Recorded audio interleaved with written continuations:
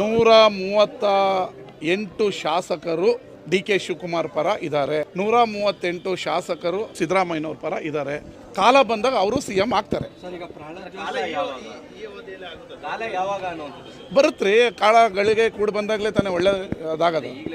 ಬರುತ್ತೆ, ಕಾಲ ಕೂಡ ಬಂದಾಗ ಅವರು ಮುಖ್ಯಮಂತ್ರಿ ಆಗ್ತಾರೆ, ಆಗಲೇಬೇಕು, ಆಗ್ತಾರೆ. ಅದು ವಿಜೇಂದ್ರ ಹೇಳೋದು.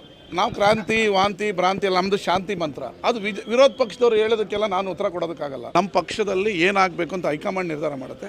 ಮುಖ್ಯಮಂತ್ರಿಗಳು ಏನು ಅಂತ ಸ್ಪಷ್ಟವಾಗಿ ಹೇಳಿದ್ದಾರೆ, ಉಪಮುಖ್ಯಮಂತ್ರಿಗಳು ಅವ್ರ ನಿಲುವು ಏನಂತ ಸ್ಪಷ್ಟವಾಗಿ ಹೇಳಿದ್ದಾರೆ. ನೀವು ಯಾಕೆ ದಿನ ಬೆಳಗ್ಗೆ ಶಾಸಕರಿಗೆ ಹಿಂಗಾಗತ್ತೆ ಅಂತ ಬೆಂಕಿ ಹಚ್ಚಕ್ಕೆ ನೋಡ್ತೀರಾ?